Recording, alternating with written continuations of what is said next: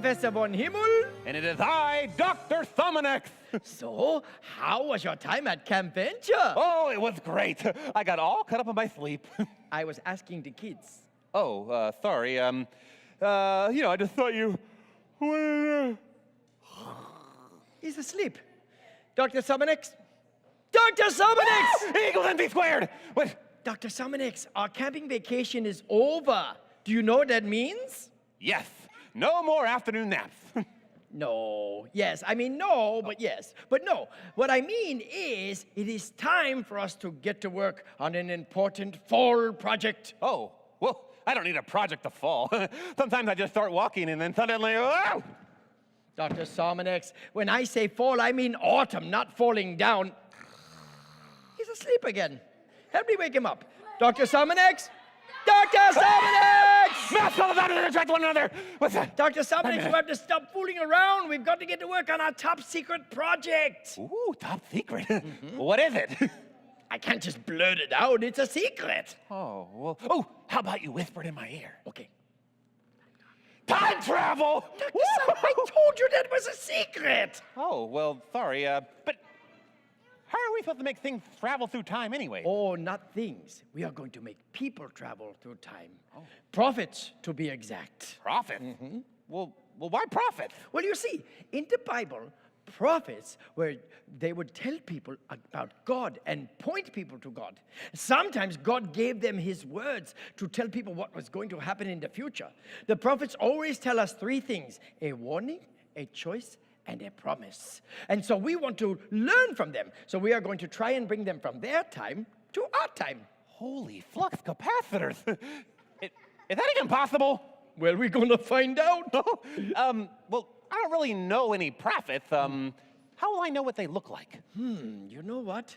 That is a good question. Maybe we should do some more research. I know just where to look. Open up that toolkit and get out the power source. All right, I'll get it right now.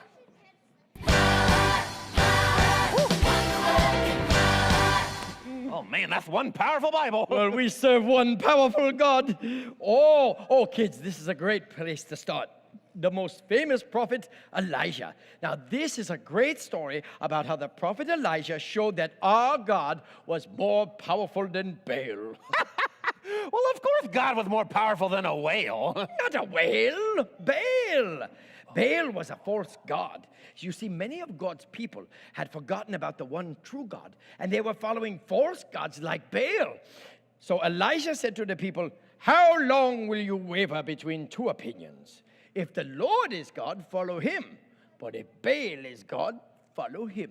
Well, that's just crazy. I mean, who's going to want to go follow a false god like Baal? Must have been a lot of people, because Baal had over 450 prophets. Whoa, man. Well, how many prophets did our God have? One. Just one? Man, Elijah's pretty outnumbered. Yes, Elijah was outnumbered. But the good news is, Elijah had something that the prophets of Baal could never have. He had the one true God on his side. Well, what happened next? You know what? What? Maybe we should act it out. All right. That sounds You go on over there to that mountain, and you pretend to be the prophets of Baal. I'll stay here, and I'll pretend to be Elijah. All right, let's do that. Now, Baal had a lot of prophets. Yes, he did, yes. Maybe I should get some help with this. Anybody want to help me be a prophet? You, let's see, and you. Come on up. All right. You got your prophets. You can get all the help you want, but I have the one true God on my side. Come on over this way. Now, Elijah told those prophets over there to place a bull on top of a pile of wood, but not to light the wood on fire. Well, it just so happens I have a bull right here. You had a bull in your pocket? Well, yeah, of course. That is a skinny bull. Oh, yeah, it is skinny, but don't worry. It's lean beef. Oh, you're silly. Nobody? Okay, that's fine. Okay. Now, you go ahead and call out to Baal. I will call on the name of the Lord. Whichever God answers by fire is the one true God. All right, we've got to call out to Baal. Professor, God knows that we're just pretending today, right? Oh, yes, kids. This is just play acting. We are not really calling on false gods. Okay, good. I didn't want God to get upset with us. Yes. All right. We've got to let Baal know we're here. Can we shout out to Baal together? All right, 1, 2, 3. Baal! Oh, Baal! Baal! Now, of course, we know Baal was never going to answer because there is only one true God, the God of the Bible. So Elijah started to tease the prophets of Baal. He said things like this: "Shout louder. Surely he is a god. Perhaps he is asleep or in thought or busy or traveling. Maybe he is sleeping and must be awakened." Oh, man, that Elijah, he's teasing us. We've got to put on a really big show for him. Are you guys ready? It's Baal time. Where's that Baal? He never fails. He makes me want to wag my tail every time I want to shout, Baal! How was that, Baal? What in the... And you see, this went on from morning until night, and there was no answer from Baal, and there was no fire. You know what, guys? I think it's impossible. No one can ever light this fire without help. Nothing is impossible for my God.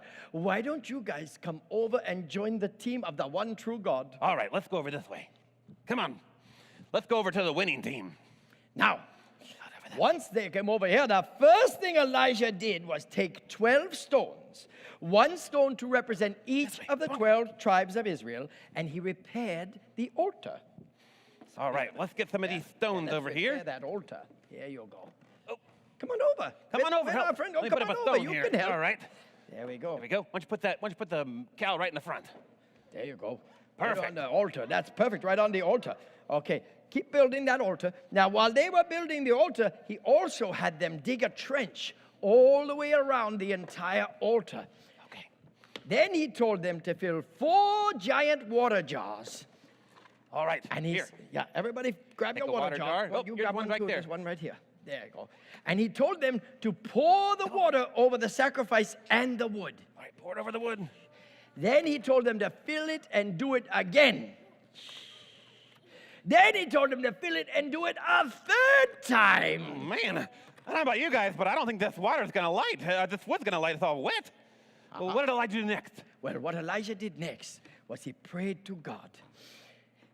Then he prayed that God would answer him so that the people would know that he was the Lord and they would turn their hearts back to him.